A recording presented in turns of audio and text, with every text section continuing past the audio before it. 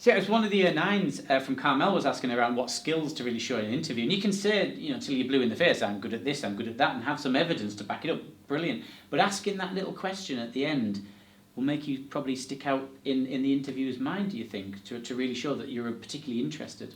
Yeah, it's really important that you do your research, because it's what it's showing to the employer is that you've taken the time out to think. It's a two-way conversation. So they're not just asking questions of you, but you're asking questions of them, because you want to get to know them, not as much as people, but as a company as well. So if you find some information on the website that's relevant to the interview, then bring that out into the interview. So I remember that there was a particular news story last week. So what has that impacted the shop floor staff or productivity, that kind of thing. So show that you're interested, because that's a really important aspect.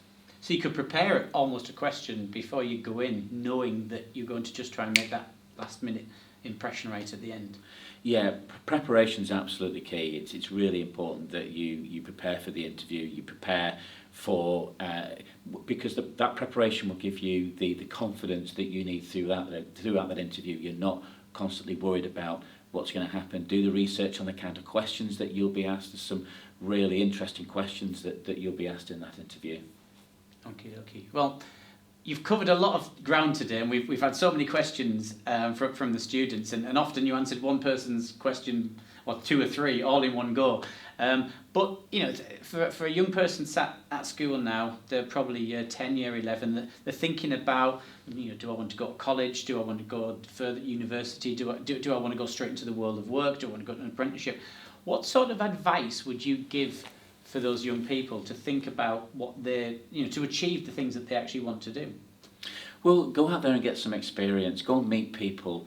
When I left school, I ended up working at various different places: Booker's Cash and Carry, Woolworths. I was flipping burgers at a chip shop for many years, and I went to Camp America, and I've organised all sorts of different experiences. So all of those experiences have given me is given me skills that I would never have got at school, which is learning about people, learning about industry, learning about the kind of things that I'm good at, not so good at, that I would need to brush up on. So if you're not sure about what you want to do when you leave school, still go out and find a job, because something might come out of that. When I left school, when I came back after Camp America, I was 21 years old. I landed myself a job as a security guard at a shopping centre. And it was only through that experience and working there and learning about the shopping centre and learning about the people am I where I am now. I didn't leave school thinking I was going to be a shopping centre manager or a property manager. I wanted to be a cop. That's what I wanted to be. And that didn't come off. But be versatile. So if you want to do A and B, but C comes up, think, well, actually, I might give that a try. I've got a nephew of mine who went to study advanced mathematics at university.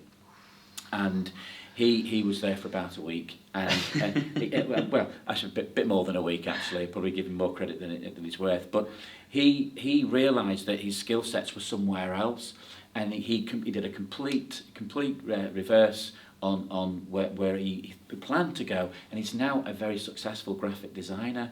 And he's now created some fantastic pieces of work. But he didn't think about doing that when he left school. But through his experiences and the kind of things that he's put himself through after school, he's realised that his skill sets are somewhere else. So believe in yourself, have the confidence, and go and get that experience in the industry. Go and meet people and get people's skills, because they're the kind of things you don't get at school. Yeah, and those are the things as well that are going to apply to so many different jobs, and yet you can't almost write them down. Absolutely. You just need to demonstrate them in those situations. Well, thank you so much today. Well, We've covered a lot of ground. Well, you've covered a lot of ground, certainly. And I'm sure you agree, he's probably answered an awful lot of your questions. If you do suddenly think of one that you really want to ask him, though, by all means, email them in, because we still have contact with Mark. Might get him on camera again one time. But certainly we can put them to him, and I can even bring those questions out and start with them next time, because next week we're going to have Jasper, who's a franchisee for McDonald's, so he runs lots of McDonald's restaurants across the region.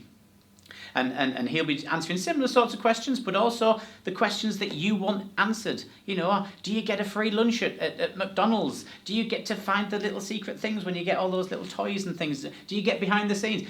You can ask him those questions, and you can ask him for next Thursday. So please get your teachers to email in the questions. We'll get those out to him, and we'll see you next week. So until then, take care. Think carefully about the things you've heard today. Think about how they apply to you, and we'll see you next week. Thanks for listening. Bye-bye. Bye-bye.